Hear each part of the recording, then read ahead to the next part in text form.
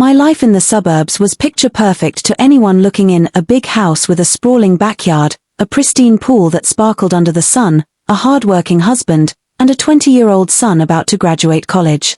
But behind those closed doors, things weren't as perfect as they seemed. My husband, Mike, spent most of his time at work, and when he was home, he was glued to his phone or TV. The warmth we once shared had turned cold over the years, leaving me feeling invisible in my own marriage. It was a Saturday afternoon in early summer when I first noticed Marcus. He was my son Eric's best friend, a polite, confident young man who had been coming over to hang out for months. I never really paid him much attention before, but that day something shifted. Eric had invited Marcus to swim in our backyard pool. From the kitchen, I caught a glimpse of them through the sliding glass door. Marcus stood on the pool's edge, his body glistening with water under the midday sun. His athletic frame was lean yet muscular, his dark skin flawless and smooth.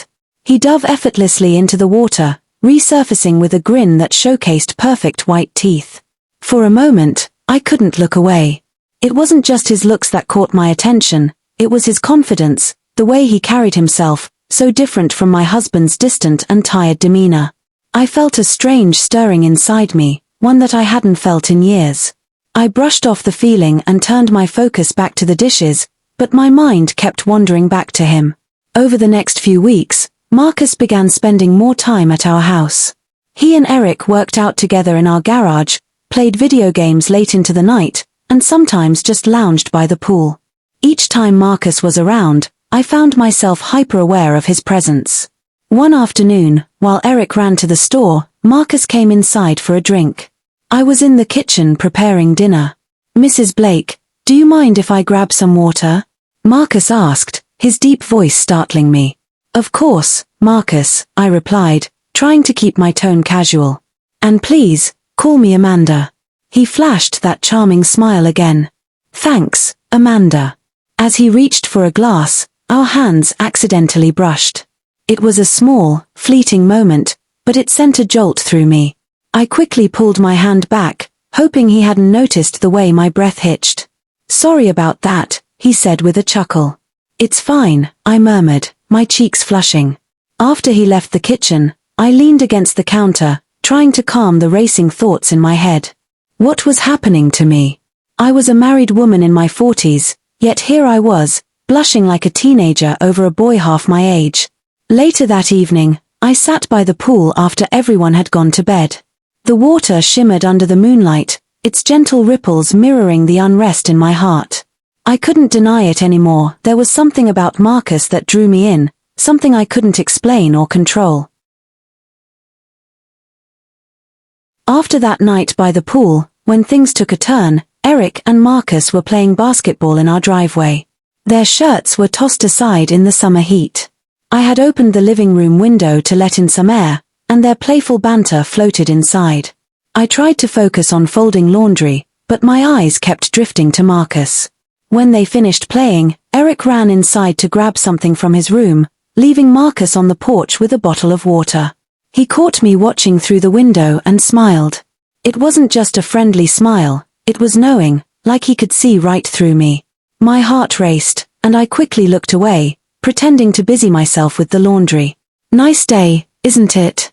Marcus's voice startled me.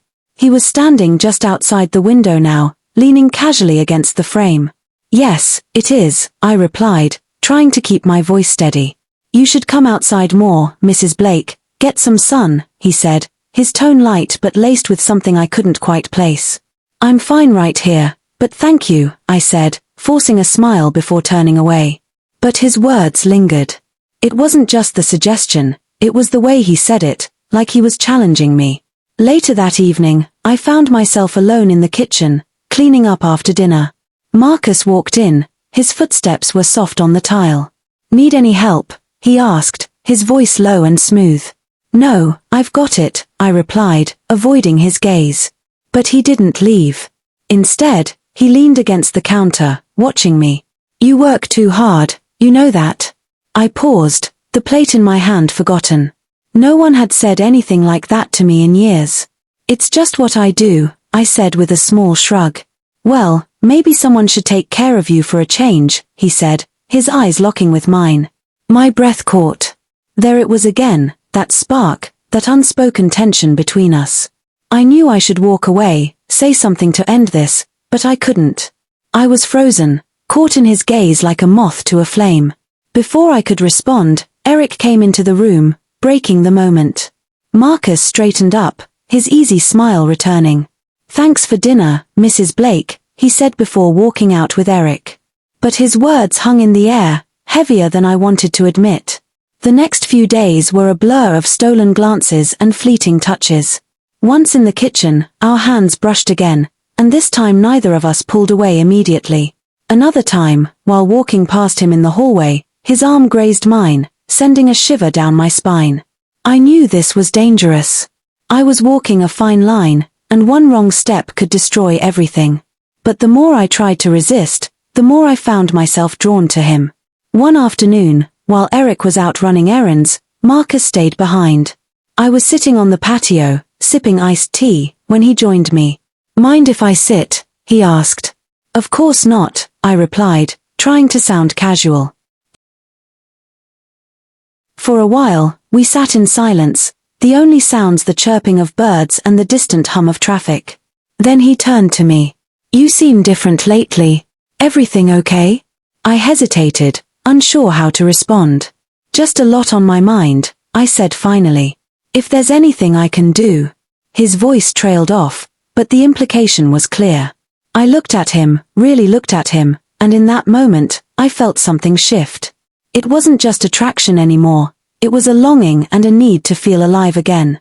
Sometimes one decision can change everything. Will Amanda give in to her desires, or will she step back from the edge? The moment I gave in was inevitable, though I had spent weeks convincing myself otherwise. It was a humid Friday evening, and Mike and Eric had gone to a baseball game in the city. The house was unusually quiet, the kind of quiet that lets your thoughts wander into dangerous territory. Marcus stayed behind that night, saying he wasn't a fan of baseball. He wasn't a fan of baseball. I didn't question it. Part of me was relieved he stayed. Part of me was terrified. I was sitting on the couch with a book, though I couldn't focus on a single page. Marcus appeared in the doorway, his tall frame silhouetted against the dim hallway light. Mind if I join you? He asked, holding up a glass of water. Of course, I said, my voice barely above a whisper. He sat beside me, closer than he ever had before. The air between us felt electric, charged with the tension we had been dancing around for weeks. You seem nervous, he said after a moment, his voice soft. I'm fine, I lied, though my hands trembled slightly as I turned the page of my book. He reached out and gently took the book from my hands, placing it on the coffee table. Amanda, you don't have to pretend with me. Hearing him say my name like that, without the formalities, without the pretense, sent a shiver through me. I turned to face him, my resolve crumbling under the weight of his gaze. I can't. I started, but the words caught in my throat. You can, he said, his voice steady and sure. I know you feel it too. And in that moment, I stopped thinking. I stopped worrying about right or wrong, about the consequences that would come crashing down. I leaned in, and he met me halfway. When our lips touched, it was like the floodgates opened. Weeks of suppressed desire came rushing out, consuming us both. His hands were strong yet gentle as they cupped my face, pulling me closer. I melted into him, forgetting everything except the way he made me feel. The hours that followed were a blur of passion and guilt. We moved from the couch to the bedroom, where I had spent so many lonely nights wondering if my husband even noticed me anymore. Now, someone did. But as the night wore on, reality began to creep back in. I lay beside Marcus, staring at the ceiling, my mind racing. What had I done? This can't happen again, I said quietly, though I didn't believe the word. Even as I spoke them. I don't think you mean that, Marcus replied, his voice calm and confident. I turned to face him, searching for some hint of doubt or hesitation in his expression. There was none. He reached out, brushing a strand of hair from my face. You deserve to feel this way, Amanda. Don't let anyone tell you otherwise. His words were a balm to my wounded heart, but they couldn't erase the guilt that had already taken root. Over the next few weeks, our secret affair continued. We stole moments whenever we could, when Eric was out, when Mike was working late. The thrill of sneaking around only heightened the intensity, but it also made me paranoid. One afternoon, as we sat together on the patio, Marcus reached for my hand. I pulled away quickly, glancing nervously toward the house. "Relax," he said with a smirk. "No one's home." "That's not the point," I whispered, my eyes darting to the windows. But it wasn't just the fear of being caught that gnawed at me every time we were together. I felt myself slipping further away from the person I used to be. The first crack in our secret came one evening when Mike found Marcus's hoodie draped over the back of a dining chair. "Did Marcus leave this here?" he asked casually. "Yes," I said quickly, my heart pounding. "He must have forgotten it after dinner."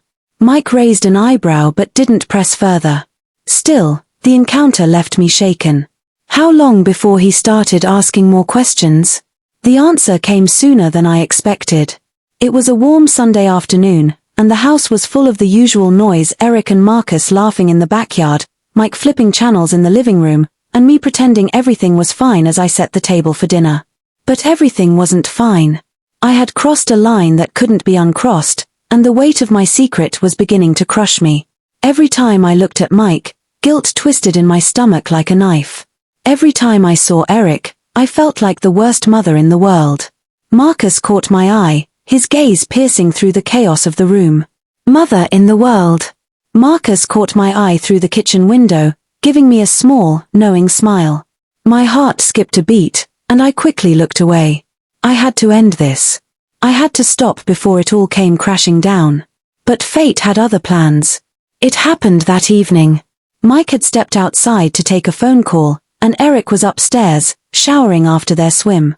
Marcus and I were alone in the kitchen, the tension between us thick enough to cut with a knife. "I can't do this anymore," I whispered, my voice trembling. He stepped closer, his hand brushing against mine. "You don't mean that." "I do," I insisted, though my resolve wavered as he looked at me.